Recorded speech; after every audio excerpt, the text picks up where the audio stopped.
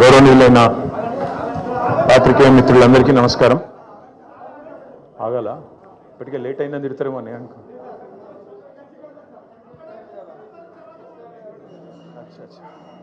ఇంకెవరు రావన్నా? అది నాకు అట్లే ఉందన్న, నాకు కూడా ప్రెస్ మీట్ లాగలేదు. మా సైన్యం పెద్దగైందన్న.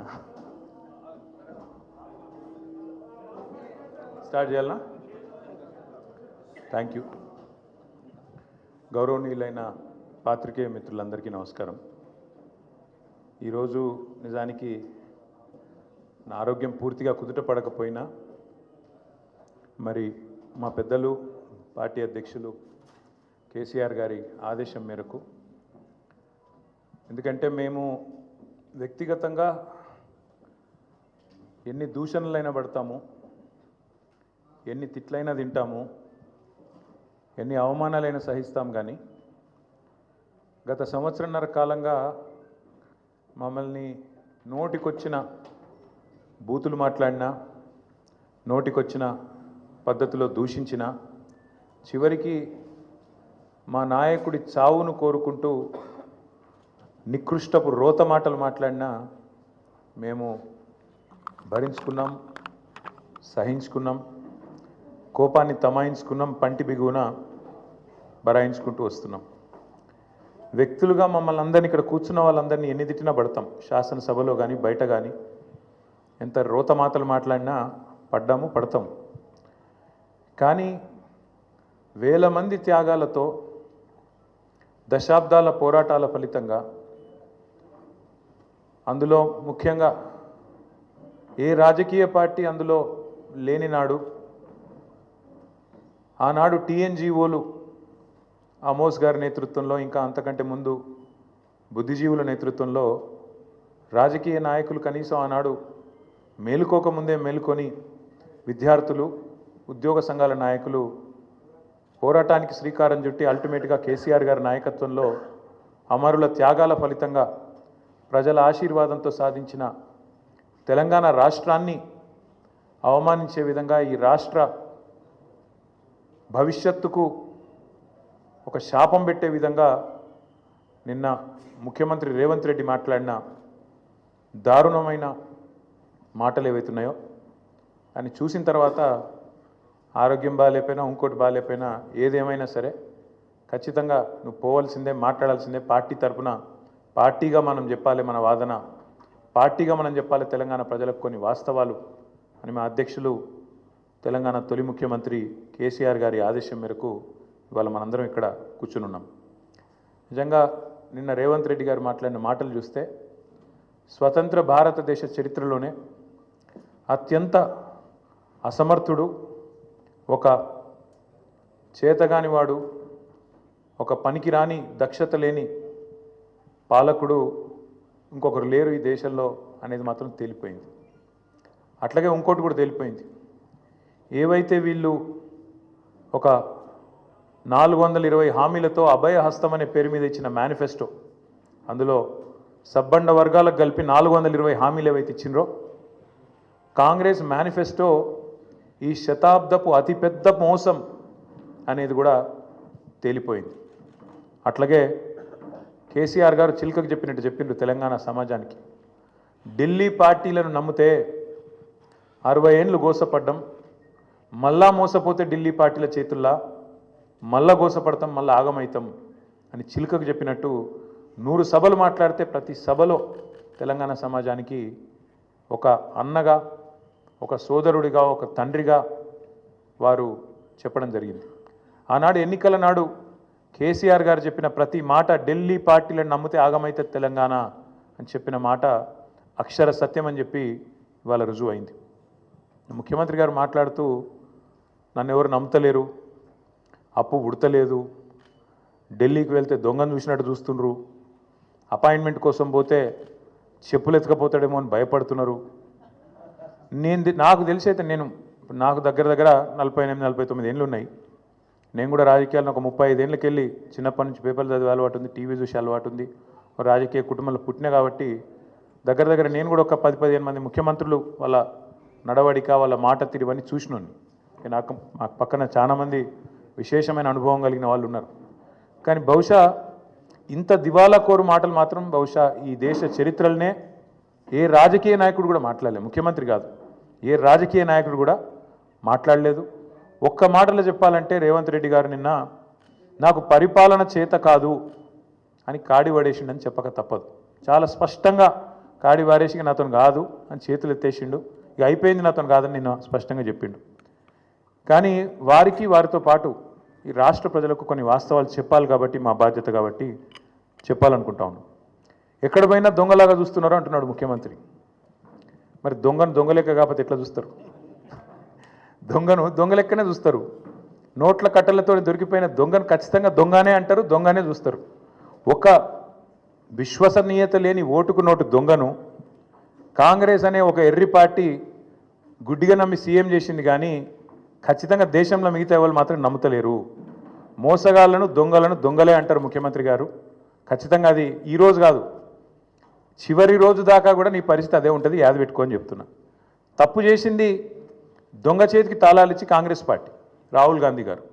ఈరోజు మే 6, 2025 నేను మీ అందరు గుర్తు చేస్తున్నా, సరిగ్గా 3 సంవత్సరాల కిందట ఇదే రోజు మే 6, 2022 నాడు రాహుల్ గాంధీ గారు వరంగల్కి వచ్చినారు. రైతు డిక్లరేషన్ అనే పేరిట ఆ రోజు రాహుల్ గాంధీ గారు చెప్పిన మాటలు 2 లక్షల రుణమాఫీ చేస్తామని, అట్లాగే రైతు భరోసా 15,000కు పెంచుతామని, అట్లాగే కౌలు రైతులకు రైతు బంధు ఇస్తామని, అట్లాగే రైతు కూలీలకు న్యాయం చేస్తామని వ్యవసాయ డిక్లరేషన్లో చెప్పి 3 సంవత్సరాలు దాటింది రాహుల్ గాంధీ గారు. అందుకే నేను అంటున్నా, తప్పు చేసింది రాహుల్ గాంధీ, తప్పు చేసింది ఏఐసిసి. దొంగ చేతికి తాళం ఇచ్చి ఇవాళ తెలంగాణ చేతికి చిప్పవచ్చే పరిస్థితి చేసింది ఖచ్చితంగా ఆల్ ఇండియా కాంగ్రెస్ కమిటీ, ముఖ్యంగా దానికి బాధ్యుడు లీడర్ ఆఫ్ ఆపోజిషన్గా ఉన్న రాహుల్ గాంధీ గారు అని చెప్పి నేను చెప్తా ఉన్నాను. అట్లాగే ఇవాళ ఎందుకు ఈ మాటలు, ఎందుకు ఈ ఫ్రస్ట్రేషన్ అని చెప్పి ఇప్పుడు కొంతమంది మిత్రులు వారితో కలిసి మేము వస్తున్నప్పుడు ఇక్కడికి కమలాకర్ గారు, నేను మాట్లాడుకుంటూ వచ్చినాం, వెంకటరమణారెడ్డి గారు, అట్లాగే మా ప్రశాంత్ రెడ్డి గారు మాట్లాడుకుంటూ వస్తుంటే వారందరూ అన్నది మాట ఒకటే, అధికారంలోకి వస్తామని వాళ్ళు అనుకోలేదు, అడ్డగోలుగా హామీలు ఇచ్చిండ్రు, నోటికొచ్చిన చెత్తవాగుడంతా వాగినరు, ఎవరేం చెప్తుంది రాసుకుంటా వేయినరు, మేనిఫెస్టో అనుకుంటా. ఇవాళ ఏం చేయాలనో తెలుస్తలేదు, వచ్చినాక మొత్తం నాశనం చేసిండ్రు. అట్లాంటి పరిస్థితి వచ్చింది కాబట్టి ఇవాళ కేవలం తప్పించుకోవడానికి, కేవలం ప్రజలను ఇక మాతో కాదు తప్పించుకోవడానికి మార్గాలు వెతుకుతూ, దొంగతనం చేసినాక దొంగ పారిపోయేటప్పుడు ఎట్లయితే మార్గాలు వెతుకుతాడో ఆ పద్ధతుల్లో రేవంత్ రెడ్డి గారు ఇవాళ మాట్లాడుతున్నట్టుగా ఆయన ఫ్రస్ట్రేషన్ చూస్తుంటే కనబడతా ఉన్నది. ఎన్ని మాటలు చెప్పిండండి మన రాష్ట్ర ప్రభుత్వ ఉద్యోగులకి, ఎన్ని హామీలు ఇచ్చిండు. అసలు ఉద్యోగుల గురించి, ఉద్యోగుల త్యాగాల గురించి, ఉద్యోగులు తెలంగాణ కోసం చేసిన పని గురించి రేవంత్ రెడ్డికి కనీసం ఇసుమంతన తెలుసా? అసలు ఆనాడు కేసీఆర్ గారు నిరాహార దీక్షకు పోయిందే ఉద్యోగ గర్జన సభ నుంచి. ఉద్యోగుల విషయంలో ఆనాడు ఒకసారి ఫ్రీ జోన్ హైదరాబాద్ అనే ఒక తీర్పు వస్తే దాన్ని ఖచ్చితంగా తిరస్కరిస్తున్నది తెలంగాణ సమాజం అని చెప్పి తెలంగాణ ఎన్జిఓల త్యాగాన్ని గుర్తు చేస్తూ తెలంగాణ ఎన్జిఓ అనే సంఘాన్ని ఉమ్మడి ఆంధ్రప్రదేశ్లో కూడా అత్యద్భుతంగా నడిపిన ఉద్యోగ సంఘాల నాయకులకు మా స్వామి గౌడ్ గారు ఇక్కడే ఉన్నారు, మా శ్రీనివాస్ గౌడ్ గారు ఇక్కడే ఉన్నారు, పెద్దలు దేవిప్రసాద్ గారు ఉన్నారు, పాతూరి సుధాకర్ రెడ్డి గారు ఉన్నారు, ఇంకా ఉపాధ్యాయుల నుంచి వచ్చిన మా సోదరుడు రసమయ్య బాలకృష్ణ గారు ఉన్నారు. ఇట్లా ఎంతోమంది ఆనాడు ఉద్యమంలో కదం దొక్కితే వారి త్యాగ స్ఫూర్తితో అల్టిమేట్గా తెలంగాణ వచ్చింది. కాబట్టే కేసీఆర్ గారు దేశంలో ఎక్కడ లేనట్టు కేంద్ర ప్రభుత్వ ఉద్యోగుల కంటే ఎక్కువ ఉండాలి మన తెలంగాణ ఉద్యోగుల జీతాలని చెప్పి 73% ఫిట్మెంట్ ఇచ్చిండు. ఒక స్పెషల్ ఇంక్రిమెంట్ ఇచ్చిండు, తెలంగాణ ఇంక్రిమెంట్. ఎందుకు? ఒకటే కారణం, ఉద్యోగులు వేరు మేము వేరు కాదు, ఉద్యోగులే ఉద్యమకారులై కదం దొక్కిండ్రు, ఉద్యోగులే అత్యద్భుతంగా ఆనాడు పెన్ డౌన్ చేసిన సకల జనుల సమ్మెలో తమ ఉద్యోగాలు పోతాయనే ఇబ్బంది కూడా లేకుండా, ఆలోచన కూడా లేకుండా తెలంగాణ కోసం కొట్లాడిన ఆ సోదరుల్ని ఇవాళ అవమానించడం అంటే, వాళ్లకు మిగతా రాష్ట్రంలోని ప్రజలకు చిచ్చుపెట్టే ప్రయత్నం చేయడం అంటే, ఇది ఒక ఉద్యమ ద్రోహి అయిన రేవంత్ రెడ్డి మాత్రమే చేయగలుగుతాడు తప్ప ఇంకోటి చేయలేడు. ఎందుకంటే ఆయనకు అవగాహన లేదు. ఉద్యమంలో ఆనాడు భుజం భుజం కలిసి మాతో నడిచిన ఉద్యోగులను మేము కడుపులో పెట్టుకొని చూసుకున్నాం. ఎందుకంటే వాళ్ళది మాకు పేగు బంధం. అందుకే ఒక ఉద్యోగ సంఘాల నాయకుడు మంత్రి అయిండు, మరొక నాయకుడు కౌన్సిల్ చైర్మన్ అయిండు, ఇంకొక నాయకుడు బ్రహ్మాండంగా ఆనాడు కార్పొరేషన్ చైర్మన్ అయ్యిండు, ఇంకొక నాయకుడు ఎమ్మెల్సీ అయ్యిండు, ఇంకొక నాయకుడు ఎమ్మెల్యే అయ్యిండు, చాలామంది ఇంకా చాలామంది పెద్ద పెద్ద హోదాల్లో ఆనాడు ప్రభుత్వంలో ఉన్నప్పుడు వారిని గౌరవించుకున్నది కేసీఆర్ ప్రభుత్వం. ఇవాళ ఉద్యోగులు అడుగుతున్నది ఏంది? మీరు చెప్పిందే కదా, మీరే చెప్పిండ్రు. ఇక పేజ్ నెంబర్ 28 మేనిఫెస్టో, టీఎస్ఆర్టీసీ సిబ్బంది సంక్షేమం. ఆర్టీసీ కార్మికులను ప్రభుత్వంలో విలీన ప్రక్రియ పూర్తి చేసి 2 పీఆర్సీ బకాయిలు వెంటనే చెల్లిస్తాం. వచ్చే పీఆర్సీలో ఆర్టీసీ కార్మికులను చేరుస్తాం. రాష్ట్ర ప్రభుత్వ ఉద్యోగులతో సమానంగా అన్ని వసతులు సదుపాయాలు కల్పిస్తాం. ఆర్టీసీ బస్సులకి ఏందో చెప్పింది. ఇక ఇది ఆర్టీసీ కార్మికుల గురించి మీరు చెప్పిన మాట. ఇక ప్రభుత్వ ఉద్యోగుల గురించి మీరు చెప్పిన మాటలేంది? సంక్షేమం గురించి మీరే చెప్పిండ్రు. రాష్ట్ర ప్రభుత్వ ఉద్యోగులందరికీ పెండింగ్లో ఉన్న 3 డిఏలు తక్షణమే చెల్లిస్తాం. రాష్ట్ర వ్యాప్తంగా ఉన్న ఉద్యోగ ఉపాధ్యాయులకు 1వ తారీఖున వేతనాలు అందే విధంగా చర్య తీసుకుంటాం. సప్లిమెంటరీ బిల్లులు 15 రోజులు చెల్లిస్తాం. సిపిఎస్ విధానాన్ని రద్దు చేసి ఓపీఎస్ తెస్తాం. పెన్షనర్లకు ఉద్యోగులకు ఇచ్చే డిఏలను సకాలంలో ప్రకటించి బకాయిలను వెంటనే ఇస్తాం. 317 రద్దు చేస్తాం. కాంగ్రెస్ ప్రభుత్వం ఏర్పాటైన వెంటనే కొత్త పీఆర్సీ ప్రకటించి 6 నెలలలోపు సిఫార్సులు అమలు చేస్తాం. కాంట్రిబ్యూషన్తో పాటు అన్ని రకాల జబ్బులు అని చెప్పి ఇంకేందేందో రకరకాల మాయమాటలు వారి కోసం చెప్పిండ్రు. ఏం అడుగుతుండ్రు ఇవాళ ఉద్యోగులు? మీరు చెప్పిందే అడుగుతుండ్రు కదా. గొంతమ్మ కోరికలు ఏమైనా కోరినరా? పీఆర్సీ వేస్తామన్నారు, ఏది అని అడుగుతుండ్రు. డిఏలు ఏవి అని అడుగుతున్నారు.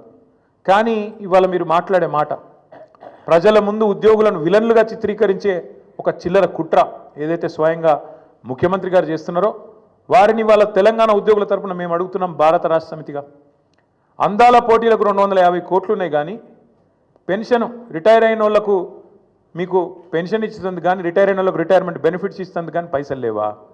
ఇదేనా నీ ప్రభుత్వం? ఇదేనా నీ ప్రాధాన్యత? నన్ను కోసుకొని తింటారా అంటుండు ముఖ్యమంత్రి. నన్ను కోసుకొని వండుకొని తింటారా? ఇదొక ముఖ్యమంత్రి ప్రభుత్వ ఉద్యోగులను ఉద్దేశించి మాట్లాడిన మాట. అయ్యా ముఖ్యమంత్రి గారు, నిన్ను కోసుక తినేంత పిచ్చోడెవడు లేడు. నువ్వే నీ తలమాసిన విధానాలతో రాష్ట్రాన్ని కాల్చుక తింటున్నావు. రాష్ట్రాన్ని సంవత్సరంన్నర రాచి రంపాన పెడుతున్నావు నువ్వు. ఇది వాస్తవం. ఇలా ప్రజలు, రాష్ట్ర ప్రజలు ఒక మౌలికమైన ప్రశ్న అడుగుతున్నారు. కేసీఆర్ ఉన్నప్పుడు కరెంట్ ఎందుకు మంచిగా ఉండే, ఇప్పుడు మంచిగా ఎందుకు లేదు? కేసీఆర్ ఉన్నప్పుడు మంచినీళ్ళు ఎందుకు మంచిగా వస్తుండే, ఇప్పుడు ఎందుకు వస్తలేవు? ఎండాకాలం రాగానే మళ్ళీ ఆగం ఎందుకు అవుతుంది? మళ్ళీ బిందెలు పట్టుకొని రోడ్డు మీదకి ఎందుకు పోవాలి? కేసీఆర్ ఉన్నప్పుడు రైతు బంధు పడుతుండే, ఇప్పుడు ఎందుకు పడతలేదు? కేసీఆర్ ఉన్నప్పుడు టైంకు పెన్షన్లు వస్తుండే, ఇప్పుడు 2 నెలలు ఎందుకు ఎగ్గొడుతుండు? కేసీఆర్ ఉన్నప్పుడు చెప్పిన ప్రతి పని చేస్తుండే, ఇప్పుడు ఎందుకు చేయలేకపోతున్నాడు? కేసీఆర్ ఉన్నప్పుడు రాష్ట్రం రయ్యమని పురోగమనంలో ముంగటిపోయింది, ఇప్పుడు ఎందుకు తిరోగమనంలోకి అవుతుంది, ఎందుకు వెనకపోతుంది అని అడుగుతున్నారు. సమాధానం ఉందా నీ కాడ? ఎందుకు అంటే నీకు చేతనైతలేదు, నీ కాంగ్రెస్ పార్టీకి చేతనైతలేదు. కేసీఆర్ ఉన్నప్పుడు బీఆర్ఎస్ పాలనలో రాష్ట్రం దేశానికి రోల్ మోడల్ అవుతుంది, ఎట్లా కాంగ్రెస్ పాలనలో దివాలా ఎందుకు తీస్తున్నది? కారణం ఒకటే, ఇది నాయకత్వ లోపం. మీ కాంగ్రెస్ పార్టీ పెట్టిన శాపం తెలంగాణకు. మార్పు పేరుతో మీరు చేసిన దుర్మార్గం ఇది. అందుకే మేమనేది, ఏ ముఖ్యమంత్రి కూడా భారతదేశ చరిత్రలో ఈ 78 ఏళ్లలో తాను పరిపాలిస్తున్న రాష్ట్రానికి నీ శాపాలు పెట్టినోడైతే వాడు లేడు. ఎయిడ్స్ పేషెంట్ అంటివి, క్యాన్సర్ పేషెంట్ అంటివి, ఆఖరికి నిన్న దివాలా తీసింది మనకు అప్పు ఉడతలేదు అని చెప్పి అట్లా మాట్లాడుతీవి.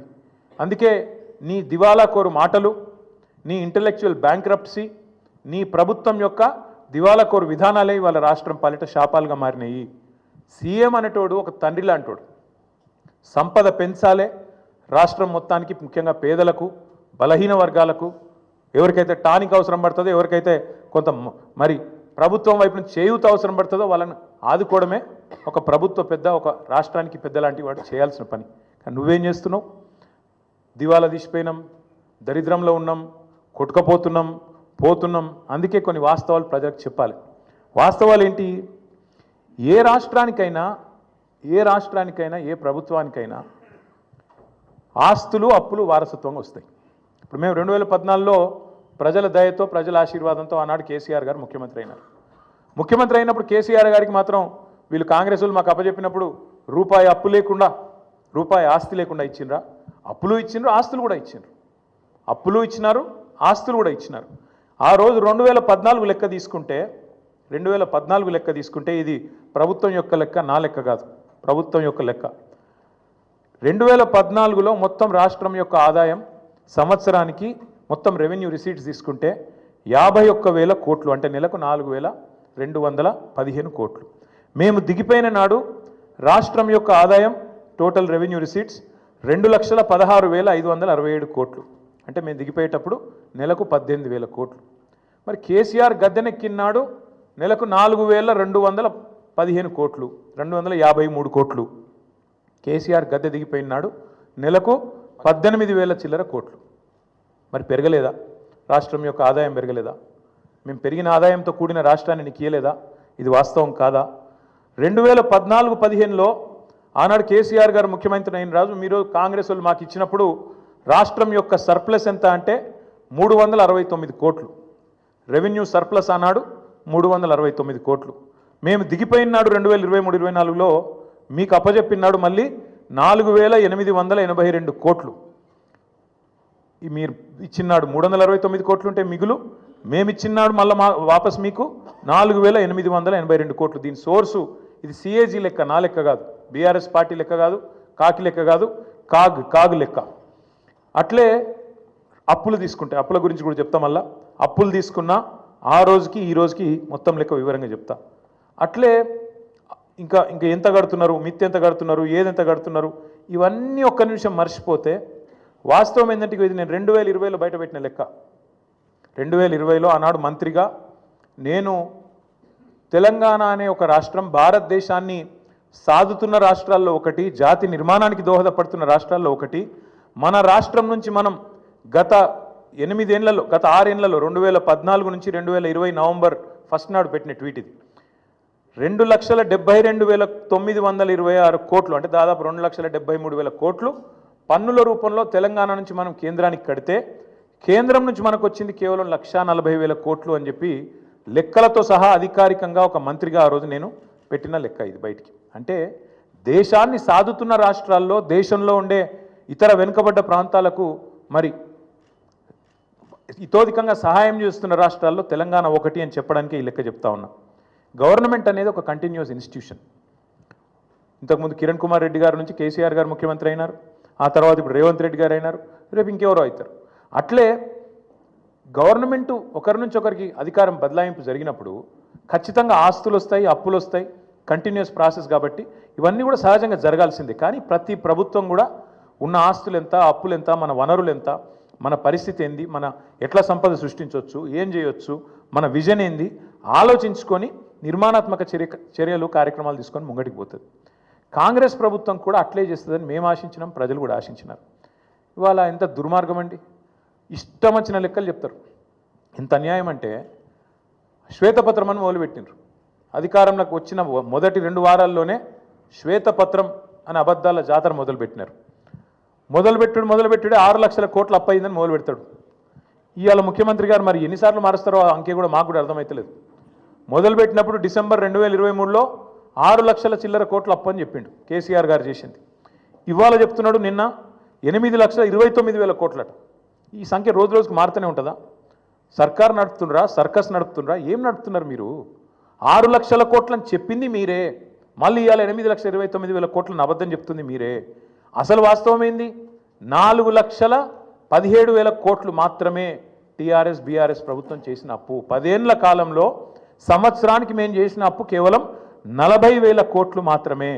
దాని గురించి వివరంగా ఉంది, చెప్పమంటే చెప్తాను.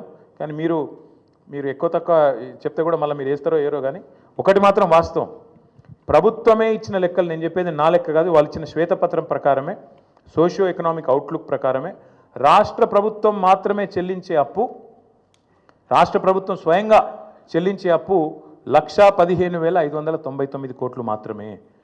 5% వెరీ లో రిస్క్ కింద ఇచ్చిన అప్పు మరొకటి 89,569 కోట్లు ఉంది. దీనికి ప్రభుత్వం గ్యారంటీ ఇస్తుంది కానీ కార్పొరేషన్ వాళ్ళే కట్టుకుంటారు, వెరీ లో రిస్క్. అందుకోసమే అది మొత్తం తీసుకుంటే కూడా 4,478 కోట్లు మాత్రమే. ఇక ఇట్లా చెప్పుకుంటూ పోతే అల్టిమేట్గా బీఆర్ఎస్ ప్రభుత్వం ఆనాడు మొత్తం 10 ఏళ్ల కాలంలో చేసిన అప్పు మొత్తం తీసుకుంటే పూర్తి స్థాయిలో కేవలం 4,17,000 కోట్లు మాత్రమే. అంటే సంవత్సరానికి 41,000 కోట్లు మాత్రమే. మరి నేను అడుగుతా ఉన్న రేవంత్ రెడ్డి గారిని, మీరు దయచేసి చెప్పండి, మీరు 4,000 కోట్ల రూపాయల నెలసరి ఆదాయంతో మాకు చెప్తే తిరిగి మేము మీకు 18,000 కోట్లతో అప్పచెప్తే 2023 డిసెంబర్లో, నిన్న ముఖ్యమంత్రి గారు 2025 ఏప్రిల్లో ఏం మాట్లాడుతున్నాడు? మేలో 18,000 కోట్లే వస్తుంది అంటున్నాడు. మేము అప్పజెప్పినాడు 23 డిసెంబర్లో 18,000 కోట్లతో అప్పజెప్పినాం. ఇవాళ నువ్వు 25 మేలో నిలబడి మళ్ళీ 18,000 కోట్లని చెప్తున్నావు. మరి 16-17 నెలల నుంచి నువ్వేం చేస్తున్నావు, నీ ప్రభుత్వం ఏం చేస్తుంది, ఎందుకు ఆదాయం పెంచలేకపోయింది? కేసీఆర్ గారు అప్పజెప్పిపోయిన 18,000 కోట్లు తప్ప రూపాయి అయినా నీ ప్రభుత్వం ఆదాయం పెంచగలిగిందా? ఇది మేము అడుగుతున్న ప్రశ్న. ఇంకొక మాట కూడా మీకు చెప్పాలి, ఎన్ని అబద్ధాలు చెప్తాడు ఈ ముఖ్యమంత్రి అంటే, ఒకరోజు అంటాడు 7,000 కోట్ల అప్పు మితి కడుతున్నా అంటాడు, ఇంకో రోజు 6,500 కోట్లు కడుతున్నా అంటాడు. అసలు వాస్తవం ఏంది? అసలు మిత్తి అప్పు మొత్తం తీస్తే కూడా ఇగో బడ్జెట్ డాక్యుమెంట్, ఇది నాది కాదు కవిత్వం, మొత్తం ఈ ప్రభుత్వం చెప్పిన లెక్క ఎంత తప్పు అంటే, రేవంత్ రెడ్డి గారు చెప్తుంది ఎంత పచ్చి అబద్ధం అంటే, ఒకరోజు 6,000 కోట్లని, ఒకరోజు 7,000 కోట్లని మొత్తం చెప్పింది ఒక ఎత్తు అయితే, మొన్న అసెంబ్లీలో మార్చి నెలలో అసెంబ్లీలో గత 14 నెలలలో రేవంత్ రెడ్డి చెప్పిండు, అది కూడా 14 నెలలలో 64,768 కోట్లు కట్టినా అని చెప్పిండు. బయటనేమో 7,000 కోట్లను ఒకసారి, 6,500 కోట్లను ఒకసారి, నిన్న 10,000 కోట్లు నెలకు అని చెప్తాడు. అసెంబ్లీలోనేమో 14 నెలల్లో 64,768 కోట్లు అని చెప్పిండు. అంటే అల్టిమేట్గా ఏంది? ఆయన చెప్పిన లెక్క ప్రకారం అసెంబ్లీలో చెప్పింది నెలకు 4,600 కోట్లు. అది కూడా తప్పే. 6,000 తప్పే, 6,500 తప్పే, 7,000 కోట్లు తప్పే, 10,000 కోట్లు తప్పే, నెలకు 4,626 కోట్లు కూడా తప్పే. ఇది ఆర్బీఐ రిపోర్టు. దీని ప్రకారం నెలకు తెలంగాణ ప్రభుత్వం కడుతున్నది అసలు మిత్తి కలిపి కేవలం 2,000 కోట్లు మాత్రమే. ఇది కాగు లెక్క, ఆర్బీఐ లెక్క, ఇదేదో కాకి లెక్క కాదు. ఇంకొక మాట కూడా చెప్తా ఉన్న రేవంత్ రెడ్డి గారికి, వచ్చే 10 ఏళ్లలో ఎంత కట్టాలి అనేది కూడా మా దగ్గర లెక్క ఉంది. వచ్చే 10 ఏళ్లలో కూడా 2032-33 దాకా, ఇది కూడా ఆర్బీఐ లెక్క. ఇప్పుడున్న లోన్లు కింద తీసుకుంటే మొత్తం కలిపి వచ్చే 10 ఏళ్లలో కట్టేది ప్రిన్సిపల్ ఏమో 1,02,000 కోట్లు, మిత్తి 1,64,000 కోట్లు, రెండు కలిపితే కూడా 2,67,000 కోట్లు టిల్ ద ఇయర్ 2032-33. అంటే సంవత్సరానికి ఎంత అవుతుంది? వచ్చే 10 ఏళ్ళు సంవత్సరానికి 26 నుంచి 27,000 కోట్లు. ఇంతే తప్ప ఏం లేదు. దీనికి ఏదో జరిగిపోయింది, ఏమో అయిపోయింది అని ఒకది కరుస్తారు. వాళ్ళు ఎంపీలు క్వశ్చన్ అడిగినారు పార్లమెంట్లో, తెలంగాణ అప్పుల్లో మునిగిపోయిందట కదా, వాస్తవమేనా అని. పార్లమెంట్లో కేంద్ర ప్రభుత్వం ఇచ్చిన సమాధానం ఇది. మొత్తం 28 రాష్ట్రాలు ఉంటే తెలంగాణ 24వ ర్యాంకులో ఉంది. అప్పులు జిఎస్డిపి నిష్పత్తి తీసుకుంటే చాలా ఆరోగ్యకరమైన పరిస్థితి ఉంది తెలంగాణది. 24th ర్యాంక్ తెలంగాణదని చెప్పి కేంద్ర ప్రభుత్వం స్వయంగా పార్లమెంట్లో ఇచ్చిన లిఖితపూర్వకమైన సమాధానం. మరి ఎవరు అబద్ధం చెప్తున్నారు, ఎవరు నిజం చెప్తున్నారు? దయచేసి ప్రజలు కూడా ఆలోచించాలని మేము కోరుతా ఉన్నాం. గడిచిన 10 ఏళ్లలో తలసరి ఆదాయంలో భారతదేశంలో నెంబర్ 1 చేసిండ్రు కేసీఆర్ గారు తెలంగాణ.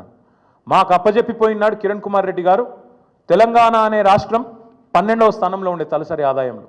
కానీ మేము దిగిపోయినాడు నెంబర్ 1 స్థానానికి తీసుకుపోయింది కేసీఆర్ ప్రభుత్వం కాదా? అట్లాగే ఆర్థికంగా రాష్ట్రాన్ని పరుగులు పెట్టించి దేశంలోనే అగ్రగామిగా తయారు చేసి బంగారు పల్లెంలో పెట్టి నీకు అధికారం అప్పచెప్తే 17 నెలల కాలంలోనే అస్తవ్యస్తం చేసింది నువ్వు కాదా? అస్తవ్యస్తం చేసినావని ఉత్తగానే అంటలేను నేను. ఒక్క చిన్న ఎగ్జాంపుల్ మీకు చెప్తా. స్టాంప్స్ అండ్ రిజిస్ట్రేషన్ 4 ప్రధానమైన ఆదాయ వనరులు ఉంటాయి ఒక రాష్ట్ర ప్రభుత్వానికి. సొంత పన్నుల రూపంలో వచ్చే ఆదాయం తీసుకుంటే 4 హెడ్స్ ఉంటాయి. ఒకటి స్టాంప్స్ అండ్ రిజిస్ట్రేషన్, అంటే మనం ఫ్లాట్ కొన్నప్పుడు కానీ, ప్లాట్ కొన్నప్పుడు కానీ, ల్యాండ్ కొన్నప్పుడు కానీ కడతాం కదా ప్రభుత్వానికి స్టాంప్ డ్యూటీ, అది. రెండవది వెహికల్ సేల్స్, అంటే బండి కొన్నప్పుడు కట్టే పన్ను. మూడవది నువ్వు రోజు కొనుక్కునే కూరగాయలు కానీ, నువ్వు రోజు కొనుక్కునే పప్పు ఉప్పు కానీ దాని మీద కట్టే పన్ను జిఎస్టీ రూపంలో వస్తుంది ప్రభుత్వానికి. నాలుగవది లిక్కర్ మీద వచ్చే ఎక్సైజ్ ట్యాక్స్. ఈ 4 హెడ్స్ నుంచే మీకు దగ్గర 80% ఆదాయం ఒక ప్రభుత్వానికి వస్తుంది. రేవంత్ రెడ్డి ఎంత గొప్పోడంటే ఈయన వచ్చినాక స్టాంప్స్ రిజిస్ట్రేషన్స్ వీళ్ళు అంచనా వేసింది మేము 2023-24లో కేసీఆర్ ప్రభుత్వం ఉన్నప్పుడు సంవత్సరానికి 14,295 కోట్ల ఆదాయం వచ్చేది. వీళ్ళ ప్రభుత్వం వచ్చినాక వీళ్ళు ఏం చేసినారు? మేము చాలా పెద్ద పోటుగాలం, రియల్ ఎస్టేట్ అంటేనే రేవంత్ రెడ్డి అంటేనే రియల్ ఎస్టేట్ అని చెప్పి 2024-25 సంవత్సరానికి గాను ఒక 4,000 కోట్లు ఎక్కువ వేసుకున్నారు. అంచనా ఎంత వేసారంటే 18,000 కోట్ల పైచిలకు ఆదాయం వస్తుంది రాష్ట్రానికి అని లెక్కలేసిండ్రు.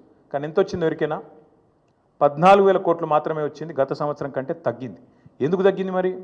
ఎందుకంటే మీ తప్పుడు నిర్ణయాలు, మీ తప్పుడు ఆలోచనలు.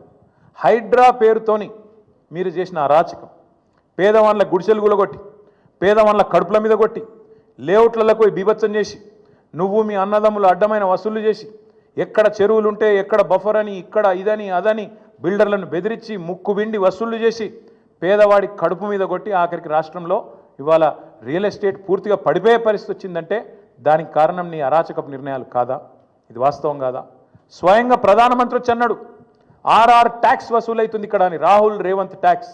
ఇది వాస్తవం కాదా? ఇలా బిల్డర్ దగ్గర స్క్వేర్ ఫీట్కి 200 రూపాయలు వసూలు చేస్తున్నమాట వాస్తవం కాదా? మరి కాదంటే నువ్వు ప్రధానమంత్రి మీద కేసు పెట్టి ఆ మాట అన్నందుకు. ఎందుకంటున్నా అంటే ఇట్లాంటి పనికిమాలిన పనులు చేయబట్టి ఇవాళ స్టాంప్స్ అండ్ రిజిస్ట్రేషన్ తగ్గింది. జిఎస్టీ ఆదాయం కేసీఆర్ గారు ఉన్నప్పుడు 10 నుంచి 12% ఎన్నడూ తగ్గలే. 10 to 12% గ్రోత్ రేట్ ఎన్నడూ తగ్గలే. GST growth every year on year 10 to 12% పెరుగుతుండే. కానీ రేవంత్ రెడ్డి వచ్చిన తర్వాత ఒకటే సంవత్సరంలో 0% గ్రోత్ రేట్తో 28 రాష్ట్రాల్లో అట్టడుగున ఉన్నది ఇవాళ తెలంగాణ. ఇది వాస్తవం కాదా? నీ వల్ల ఈరోజు ఈ రాష్ట్రంలో క్రయ విక్రయాలు తగ్గినాయి, జిఎస్టీ పడిపోయింది. ఈ గణాంకాలు వాస్తవం కాదా?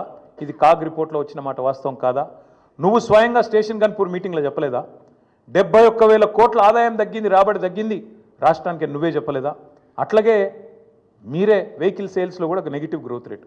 ఒక లిక్కర్ మాత్రం పెరిగింది, మిగతా అన్ని తగ్గినాయి. వాస్తవం ఏంది? ఎందుకు జరుగుతున్నది ఇది? ఒక కుటుంబ పెద్ద నిజంగా మన ఇంట్లో సమస్య ఉంటే కూడా కడుపులో పెట్టుకుంటాడు, కాపాడుకుంటాడు, 4 గోడల మధ్యలో మాట్లాడుకుంటారు.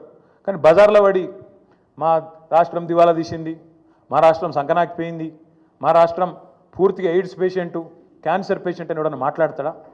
This is the intellectual bankruptcy of Congress party.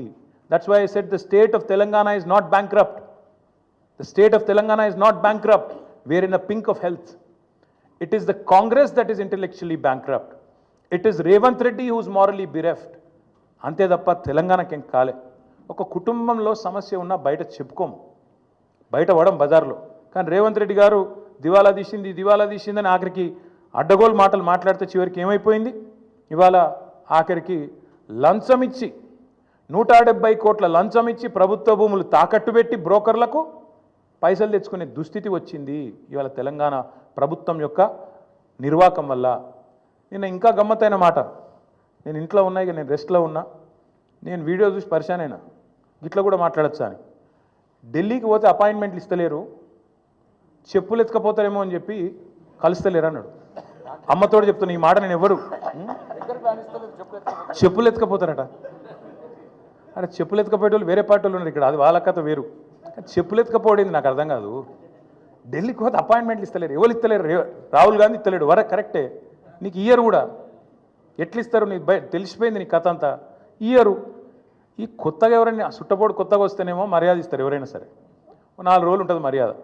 ఇక కానీ నువ్వు వచ్చేదేమో ఢిల్లీకి నీ పని మీద వస్తావు, మీ మూటలు మోసుకపోయేందుకు 40, 42, 43 సార్లు పోతావు ఇప్పటికీ. అందులోనట ఈయన ఎకానమీ క్లాస్లో పోతుండట. ఫోటోలు మొత్తం బయట పెడతాం, ప్రైవేట్ ఫ్లైట్లు, బిజినెస్ క్లాసులు, మీ ట్రిప్పులు మొత్తం ఫోటోలు బయట పెడతాం, సోషల్ మీడియాలో ఇప్పటికీ జరుగుతున్నాయి, మళ్ళీ పెడతాం. అరే గింత అన్యాయం మాటలు మాట్లాడతారు. 43 సార్లు ఢిల్లీకి పోతివి, 43 పైసలు లేకపోతివి, ఏముంటుంది ఇజ్జత్ నీకు ఢిల్లీ మార్కెట్లో? వీడు ఊకొత్తాడు పోతాడు, ఎందుకు ఇవ్వాలి మీకు అపాయింట్మెంట్? ఇస్తలేరు, ఏం చేయాలి మరి? నువ్వు మూటలు మోసేందుకు వస్తున్నావు ఢిల్లీకి, రాహుల్ గాంధీకి మూటలు ఇస్తేందుకు వస్తున్నావు, మొదలు మర్యాద ఉంటుంది. ఇక ఆఖరికి దొంగలెక్కనే చూస్తారు. వాస్తవం ఏంది? కేసీఆర్ గారేమో అప్పు చేస్తే 4,17,000 కోట్లు 10 ఏళ్లలో, సంవత్సరానికి 41,000 కోట్లు అప్పు చేస్తే కేసీఆర్ గారు ఏం చేసిండ్రు? ఒక్కొక్క ఇటుక పేర్చుకుంటా రాష్ట్రానికి శాశ్వతంగా పనికొచ్చే నిర్మాణాలు చేపట్టిండు. మరి మీరేం చేస్తున్నారు అంటే, ఒక్క ఇటుక పెట్టినవా ఎక్కడన్నా? ఒక ఇందిరా మిల్లు కట్టినవా? ఒక కాలువ కట్టినవా? ఒక ప్రాజెక్టు కట్టినవా? హైదరాబాద్లో ఒక కొత్త బిల్డింగ్ కట్టినవా? ఏవిలో ప్రజలకు పనికొచ్చి ఒక పని చేసినావా? చేయలే. మరి నేను ఇంకొక మాట అడుగుతున్నా, ప్రజలన్నీ గమనిస్తున్నారు. రాష్ట్రమేమో దివాలా తీసిందంటావు, రాష్ట్రం దివాలా తీసిందని దివానా మాటలు మాట్లాడతావు. మరి మీ కుటుంబం ఆస్తులు ఎట్లా పెరుగుతున్నాయి? అనుముల రేవంత్ రెడ్డి గారి కుటుంబం ఆస్తులు ఎట్లా పెరుగుతున్నాయి? నువ్వు అదన్నా చెప్పు సీక్రెట్ మాకు. మీరు ముఖ్యమంత్రి కాగానే మీ అనుముల ఫార్ములా సీక్రెట్ సాస్ ఏదైతుందో అదేదో మా ప్రభుత్వానికి మొత్తం ప్రజలకు కూడా చెప్తే మంచిది కదా. ముఖ్యమంత్రి అయిన 6 నెలల లోపలనే మీ అన్న అనుముల జగదీశ్వర్ రెడ్డి గారు 1000 కోట్ల పెట్టుబడి పెడతా అని మీతో ఒప్పందం కుదుర్చుకుంటాడు. స్వచ్ఛ బయో అనే కంపెనీ వస్తుంది, 1000 కోట్ల పెట్టుబడి పెడతా అని ఆయన కట్టుకొస్తాడు. మీ అల్లుడు వెంకట నరసింహారెడ్డి అనుకుంటే ఆయన పేరు, ఇంకేదో ఉన్నది పేరు, ఆయన కొన్ని వేల కోట్లతోని ఫార్మా కంపెనీ పెడతా అని చెప్పి లగచర్లకు వస్తాడు. దానికోసం నువ్వు మళ్ళీ అక్కడ మీ కొడంగల్లో రైతుల భూములు గుంజుకుంటావు. ఎక్కడికి వెళ్ళి వచ్చినాయి వేల కోట్లు? మీ అన్నకు, మీ అల్లుడికి. మీ అల్లుడు వారి తండ్రి మీ వియ్యంకుడు మొన్ననే కదా, ఎక్కువ రోజులు కూడా కాలే, మీ వియ్యంకుడు మొత్తంగా అప్పుల్లో ఉండే కంపెనీ మొత్తం అప్పు రైట్ ఆఫ్ అయిపోయింది. మీరు అధికారంలోకి రాగానే మీ వియ్యంకుడి కంపెనీ యొక్క అప్పులన్నీ రైట్ ఆఫ్ అయిపోయినాయి కేంద్ర ప్రభుత్వం దయతోని. మీ జూబ్లీ హిల్స్ ప్యాలెస్ ఏదైతే ఉన్నదో ఇలా రేవంత్ రెడ్డి గారు ఎక్కడి నుంచి అయితే వర్క్ ఫ్రమ్ హోమ్ చేస్తున్నాడో 3 ఇంతలు పెరిగింది. పెద్దమ్మ గుడి దాకా వచ్చిందట, కొద్దిగా అయితే యువతలకు వస్తుందేమో. 2000 ఎకరాలు కొన్నాడు 4th సిటీ దగ్గర. మొత్తం వెల్దండ నుంచి మొదలు పెడితే 4th సిటీ దాకా 2000 ఎకరాలు వీళ్ళ బినామీలు, వీళ్ళ కుటుంబ ఆస్తులు పెరిగినాయి.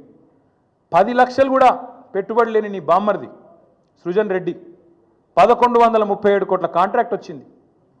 నీ అల్లుడు ఆస్తి పెరుగుతుంది, నీ బామ్మర్ది ఆస్తి పెరుగుతుంది, నీ కొండలరెడ్డి ఆస్తి పెరుగుతుంది, తిరుపతి రెడ్డి ఆస్తి పెరుగుతుంది, నీ వియంకున అప్పులు రైట్ ఆఫ్ అవుతాయి, నీ ఇల్లు 3 ఇంతలు పెరుగుతుంది. కానీ రాష్ట్రం మాత్రం సంకనాకిపోతుంది, దివాలా అయిపోతుంది. ఎట్లయితుంది మరి ఇది? అందుకే మేము అంటున్నాం, ఈ సీక్రెట్ ఏందో చెప్పండి మాకు కూడా, రాష్ట్రానికి చెప్పండి. మీ అన్నదమ్ములు, మీ కుటుంబ సభ్యులు, వాళ్ళ అప్పులు, వాళ్ళ ఆస్తుల గురించి కూడా చెప్పు. ఎట్లా పెడుతున్నారు సడన్గా పెట్టుబడులు పెద్ద ఎత్తున? అవి కూడా బయట పెట్టు. తెలంగాణ ఆస్తులు తగ్గుతున్నాయి ఎట్లా, అనుముల కుటుంబం ఆస్తులు పెరుగుతున్నాయి ఎట్లా ఖచ్చితంగా చెప్పాలి. కేసీఆర్ గారు తెచ్చిండు, 4,17,000 కోట్ల అప్పు తెచ్చిండు. ఏం చేసిండు కేసీఆర్? ఒక కాళేశ్వరం కట్టిండు, శాశ్వతంగా తెలంగాణకు కల్పతరువు లాంటి ప్రాజెక్టు కట్టి తెలంగాణను పంజాబ్ కంటే హర్యానా కంటే ముంగట నిలబెట్టిండు. వరి ధాన్యం ఉత్పత్తిలో నంబర్ 1 చేసిండు భారతదేశంలో కేసీఆర్. 90% పాలమూరు వలసల జిల్లాగా పేరుపడ్డ పాలమూరు రంగారెడ్డి ఎత్తిపోతల పథకాన్ని 90% పూర్తి చేసి ఒక పంపు కూడా ఆన్ చేసి మీ చేతుల్లో పెట్టిండు.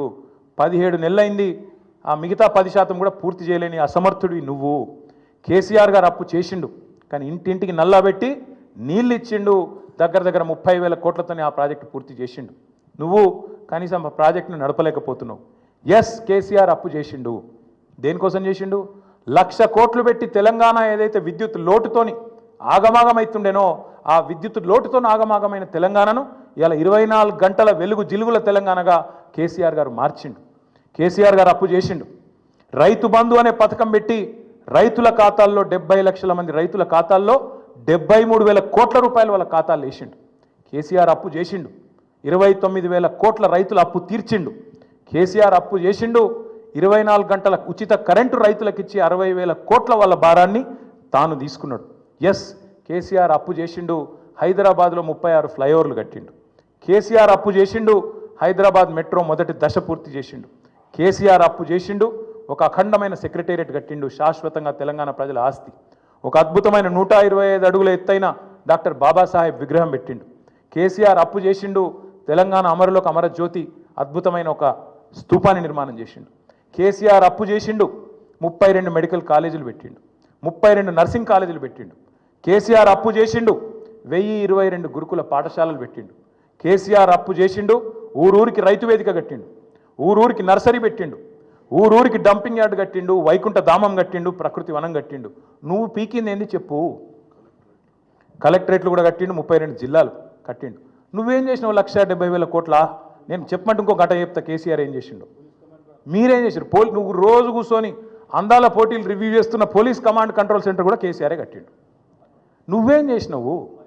ఈ 17 నెలల్లో ఒక్క రూపాయితో ఒక్క ఇటుక పెట్టి నువ్వు తెచ్చిన 1,70,000 కోట్ల అప్పుతోని ఒక్క మంచి పని ఏమైనా చేసినావా చెప్పు. అందుకే మేము అంటున్నాం. ఇంకా విచిత్రమైన మాట నిన్న నేను ఎకానమీ క్లాస్లో పోతున్నా, నేను చాలా పద్ధతిగా ఉంటున్నా, 18 గంటలు పని చేస్తున్నా, నన్ను కోసుక తింటరాయింది. కోసుక తింటేందుకు ఏమైనా కోతాబరి మామిడికాయ అయింది నాకు అర్థం కాదు. నన్ను కోసుక తింటారా? అర్థం కాని విషయం విచిత్రమైందండి. 43 సార్లు వేయిండు. ఒక ముఖ్యమంత్రి అంటాడు తుత్తనే పోతాడా? గడ్డపారలేక పోడు కదా.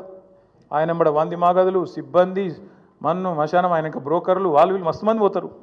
17 నెలల్లో 43 సార్లు నువ్వు ఢిల్లీకి ఎక్కే విమానం, దిగే విమానం, తెచ్చిందైతే ఏం లేదు, పెట్టిన ఖర్చు ఎంత శ్వేతపత్రం విడుదల చేయి.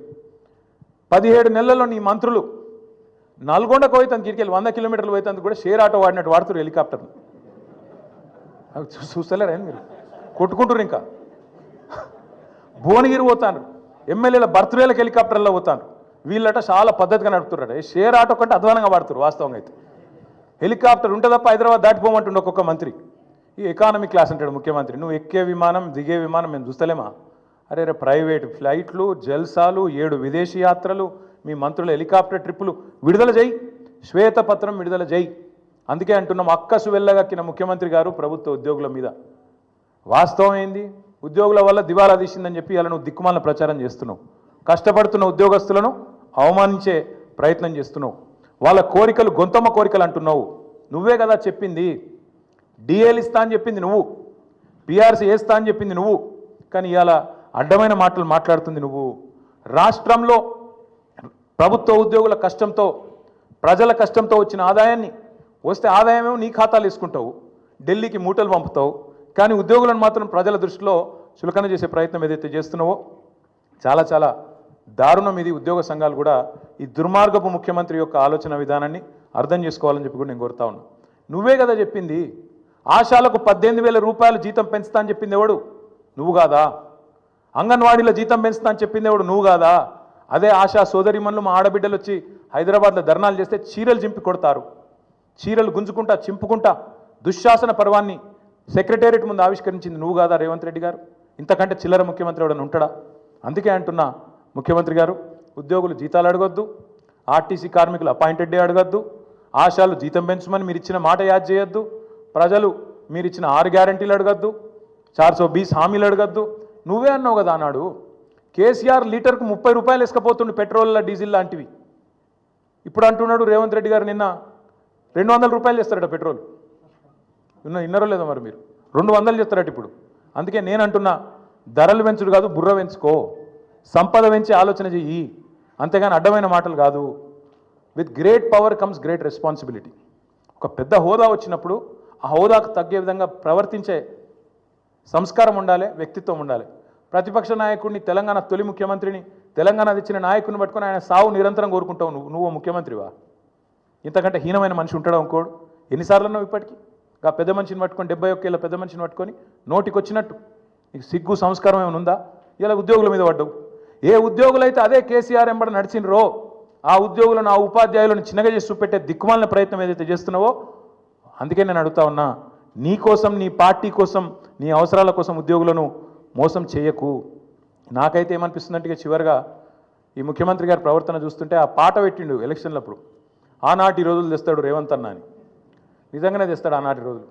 ఆనాటి రోజులు అంటే ఇక రేపో మాపో ముఖ్యమంత్రి గారు అందరు కలిసి ప్రెస్ మీట్ పెడతారు. ఇక రాష్ట్ర ఆర్థిక పరిస్థితి బాగలేదు, మా పరిస్థితి అసలే బాగలేదు, కాబట్టి ఇక పెండింగ్ డిఏలు కాదు, రిటైర్మెంట్ బెనిఫిట్లు కొత్తవి కాదు, పిఆర్సీ కాదు, మీకు 73% కేసీఆర్ ఏదైతే జీతం పెంచిండో అది వాపసు ఇయ్యండి, జర రికవరీ యాక్ట్ కింద తీసుకుంటాం వెనుకకు, వాపసు ఇవ్వండి, మళ్ళీ పాత రోజులకు పోదాం, ఆనాటి రోజులకు పోదాం, 2014 నాటి రోజులకని గ్యారంటీ అంటాడు. 2000 పెన్షన్ ఏదైతే ముసలిలో కేసీఆర్ ఇచ్చిండో ఇక లాభం లేదు, ఆనాటి రోజులకు పోదాం, 200 పెన్షన్ కోదామని చెప్పి అవి కూడా వాపసు తీసుకుంటాడు. అట్లాగే ఇదివరకున్న పరిస్థితి ఏదైతే ఉన్నదో, వృద్ధులు, వితంతువులు, ఒంటరి మహిళలు పెన్షన్లు వాపసు ఇవ్వండి, బీడీ కార్మికులు అనే పరిస్థితి వస్తుంది. ఆఖరికి ఏమంటాడు, ఇక ప్రభుత్వం నడపాలంటే నాతో అయితలేదు, ఇక చందాలు వేసుకొని నడపాలి, తలా ఇంత చందా ఇయ్యండి, ఇస్తే మేము నడుపుతా ప్రభుత్వం, ఇక లేకపోతే అది కూడా నాతో అయితలేదు అని చెప్పి ఎత్తేస్తాడు. అందుకే మా నాయకుడు కేసీఆర్ గారు చెప్పిండ్రు, మొదటి రోజే చెప్పిండు, చిన్న వయసులో అవకాశం వచ్చింది, మంచిగా నడుపు. పరిపాలన అంటే బజారు భాష మాట్లాడినంత ఈజీ కాదు. ప్రభుత్వాన్ని నడపడం, ఒక రాష్ట్రాన్ని నడపడం అంటే బజార్ భాష మాట్లాడి, లేకు మాటలు మాట్లాడి పైశాచిక ఆనందం పొందడం కాదు.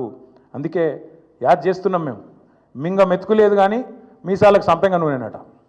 ఇదే ముఖ్యమంత్రి గారు ఒక దిక్కేమో ఇట్లా బీదరుపులు అరుస్తాడు, అప్పు ఉడతలేదు, నా బతుకు ఆగమైపోయింది, మార్కెట్లో నాకు ఏమి పచార లేదు, అపాయింట్మెంట్ దొరకలేదు, చెప్పులు ఎత్తుకపోతాడేమో అన్నట్టు దొంగను చూసినట్టు చూస్తుండ్రు అని ఒక దిక్కు చెప్తాడు.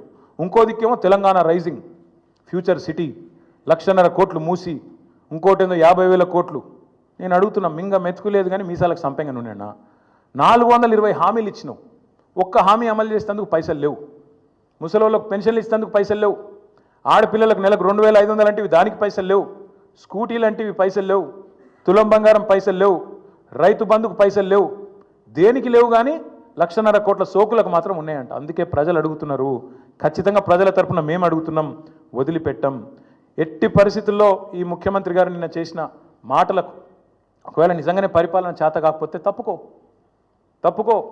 రాజీనామా పెట్టు, నాతో అయితలేదు, ఢిల్లీకి మూటలు పంపుడు, ఇక్కడ మేనేజ్ చేసుడు నాతో అయితలేదు, ఇక నేను చేతులు ఎత్తేస్తున్నా, నేను కూడా ఐపీ డిక్లేర్ చేస్తున్నా అని వెళ్ళిపో.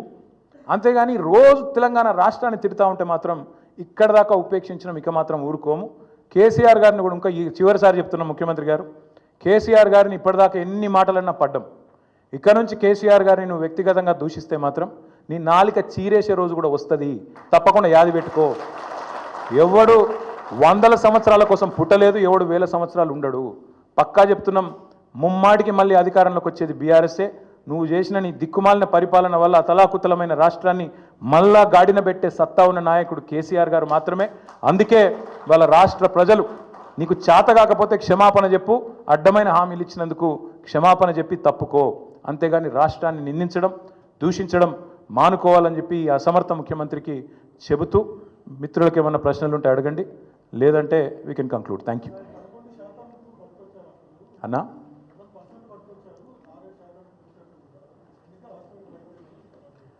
రేవంత్ రెడ్డి గారికి నేను చెప్పేది ఏమంటే, కాగితం ఇస్తా బ్రదర్, నువ్వు జర పంపి ఆయనకు. ఇది పార్లమెంటులో వీళ్ళ కాంగ్రెస్ ఎంపీ ఒక ఆయన అడిగితే మొన్న ఎక్కువ రోజులు కూడా కాదు, మార్చి 31 నాడు పార్లమెంట్లో కేంద్ర ప్రభుత్వం ఇచ్చిన ప్రత్యుత్తరం జవాబు. 28 రాష్ట్రాల్లో తెలంగాణ ఆర్థిక పరిస్థితి ఏంది అప్పుల విషయంలో అంటే, పైనుంచి కిందికి 24వ ర్యాంక్లో ఉంది. అంటే చాలా మంచిగా ఉంది. మనకంటే 23 రాష్ట్రాలు ఎక్కువ అప్పులు చేసినాయి. మరి ఆ 23 మంది ముఖ్యమంత్రులు ఏం మొత్తుకోవాలి ఈరోజు? మనకంటే ఎక్కువ అప్పులు చేసిన వాళ్ళు, మనకంటే ఎక్కువ ఇబ్బంది ఉన్న వాళ్ళు, వాళ్ళు ఏం మాట్లాడాలి మరి ఈయన ఇట్లా మాట్లాడితే? కాబట్టి చేతగాని ముఖ్యమంత్రి తప్పించుకునే ప్రయత్నం తప్ప ఇంకోటి కాదు అని ప్రజలు కూడా గ్రహించాలని మేము కోరుతాం.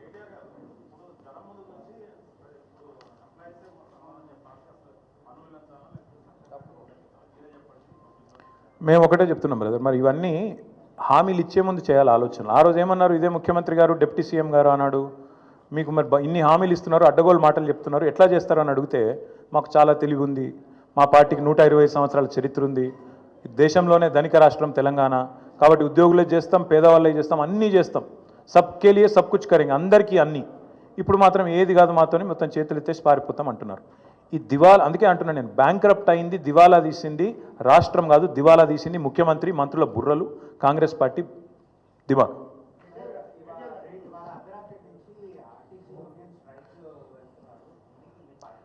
బాధ్యత గల్ల ప్రతిపక్షంగా మేమైతే ఎవరు సమ్మె చేయాలని కోరుకోం, ఎందుకంటే అది పద్ధతి కాదు. మేము బాధ్యత గల ప్రతిపక్షాలు, బాధ్యత గల ప్రతిపక్ష పార్టీగా మేము ఉద్యోగులు సమ్మె చేయాలని కోరుకోము, ఆర్టీసీ సోదరులు కూడా సమ్మె చేయాలని కోరుకోము. ప్రభుత్వాన్ని మేము ప్రార్థించేది, విజ్ఞప్తి చేసేది, డిమాండ్ చేసేది కూడా ఏమంటే, ఖచ్చితంగా మీరు వాళ్ళకి ఇచ్చిన హామీ నెరవేర్చండి. మీరు ఆర్టీసీ ఉద్యోగులకు హామీ ఇచ్చినారు, ప్రభుత్వ ఉద్యోగులకు హామీ ఇచ్చారు, నెరవేర్చండి. వాళ్ళకి ఇచ్చిన హామీ నిలబెట్టమని అడిగి వాళ్ళు ఇవాళ మీరు హామీ ఉల్లంఘిస్తే వాళ్ళు సమ్మెకు పోయే ఒక అనివార్య పరిస్థితి వస్తే దానికి వాళ్ళని నిందిస్తే ఎట్లా? అందుకే సమ్మెకు పూర్తి స్థాయిలో పోకూడదనే మేము కోరుకుంటున్నాం. ప్రభుత్వం ముందుకొచ్చి పరిష్కరించాలని కోరుతున్నాం. ప్రభుత్వం పరిష్కరించకపోతే ఏం చేయాలో మరి తర్వాత మా పార్టీలో చర్చించి నిర్ణయం తీసుకుంటాం.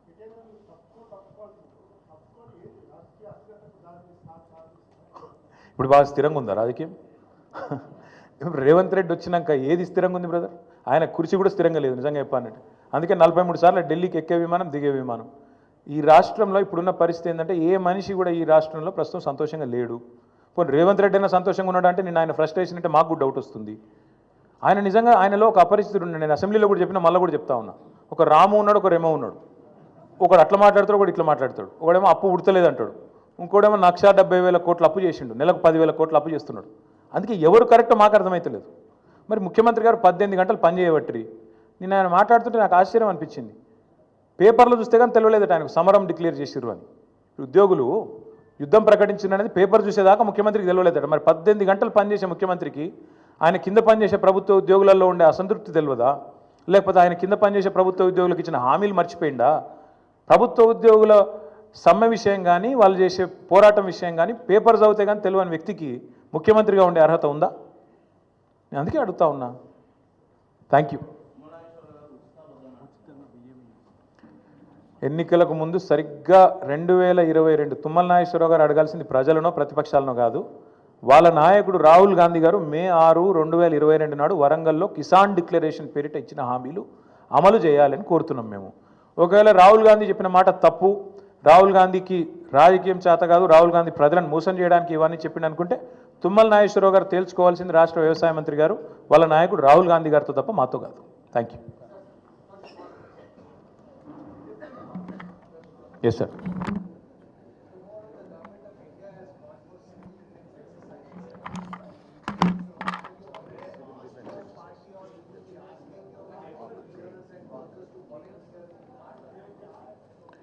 So far it has not come to our notice, sir. But if there is a process in which civilians can participate, we certainly should. See, as a country, we believe our security is paramount. Without a question, when it comes to a calamity, without a question, when it comes to national safety, I think it's important that all of us participate, cutting across party lines. It has not come to my notice, but if that is the case, and if people want to participate, I think they should be encouraged. Thank you. Naakem telusu anna.